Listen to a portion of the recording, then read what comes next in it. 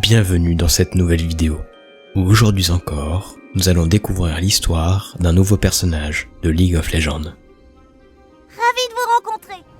Lulu, la sorcière féerique. Lulu a toujours été une Yordle attentionnée et empathique, bien qu'elle ait autant la tête dans les nuages que les pieds sur terre. Un beau jour, alors qu'elle se promenait dans le monde matériel, elle rencontra ce qui lui sembla être un oiseau blessé. Elle courut l'aider. Mais l'oiseau se changea en un minuscule esprit féerique. Avant que Lulu n'ait pu réagir, la créature s'était saisie de sa canne et s'était enfuie, poursuivie par la Yordle qui ne cessait de rire.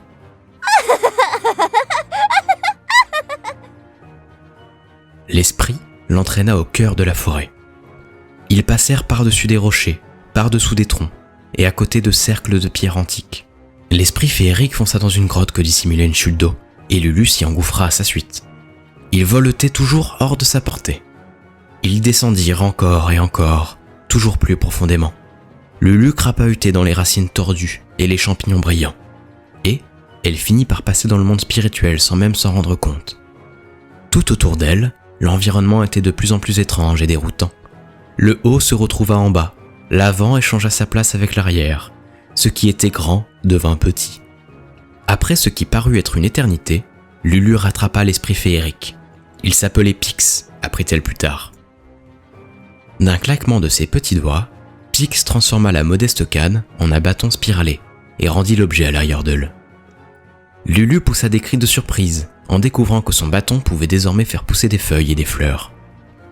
C'est ainsi que commença sa grande histoire d'amitié avec Pix.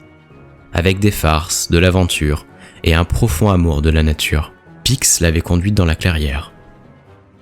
Bundle, là où habitait Lulu, était un endroit bizarre et magique qui défiait toute logique, où le temps n'était qu'une vague notion et où les lois du monde matériel ne s'appliquaient pas complètement. Et pourtant, la clairière était encore plus extraordinaire. Elle existait déjà bien avant l'apparition des Yordle, et c'est peut-être même elle qui a donné naissance à Bundle. Baignant dans la magie primordiale à l'état pur, cet endroit était si bien caché qu'aucun Yordle ne l'avait jamais vu, jusqu'à ce jour. Là, les pouvoirs magiques de Lulu s'amplifièrent follement. Au comble du bonheur, elle découvrit qu'elle pouvait remodeler son environnement à volonté, mais aussi altérer sa propre forme. Elle donna alors vie à tout ce que son imagination débordante pouvait concevoir.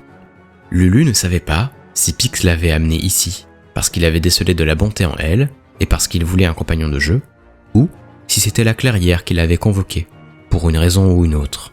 Dans tous les cas, elle tomba instantanément sous le charme de l'endroit. Sa vie n'était plus qu'une suite infinie de créations et de jeux. Elle oublia bien vite tout le reste de son existence. Lorsque ses souvenirs ressurgirent, Lulu eut l'impression de se réveiller après avoir fait un long rêve. Elle retourna dans le monde matériel, ignorant combien de temps avait pu s'écouler. Un jour? Des milliers d'années? À sa grande surprise, elle constata qu'elle avait conservé une partie de ses pouvoirs. Elle pouvait toujours agrandir ou rapetisser des choses, changer les couleurs qui ne lui plaisaient pas, et endormir toutes sortes de créatures. Pix aussi fut ravi de l'avoir transformé les bêtes les plus féroces en petits écureuils désemparés, d'un simple geste de son bâton. Néanmoins, Lulu commença à se languir de la clairière.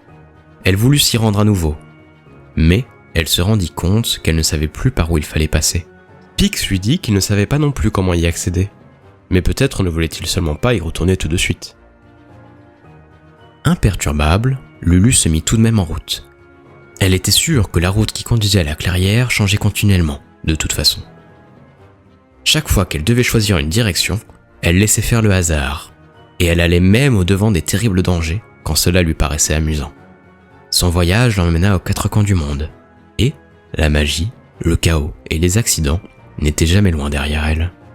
À Demacia, elle libéra un groupe d'enfants de leur cours d'histoire assommant et les conduisit dans un pré voisin. Pour s'amuser, elle les changea en amanites pendant tout un cycle lunaire. Les parents, désespérés, aidèrent la milice locale à les rechercher, mais en vain. Ce n'était pas tout à fait ce qu'avait prévu Lulu, mais elle avait beaucoup ri. Quand les enfants rentrèrent chez eux et racontèrent ce qui leur était arrivé, personne ne les crut.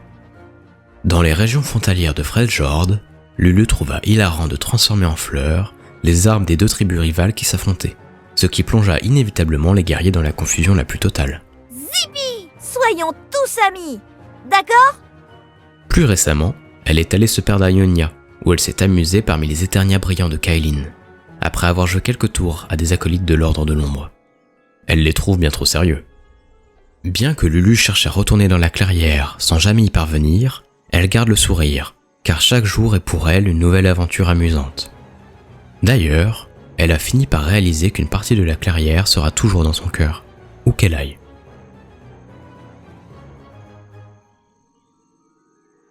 C'est ici que se termine cette histoire.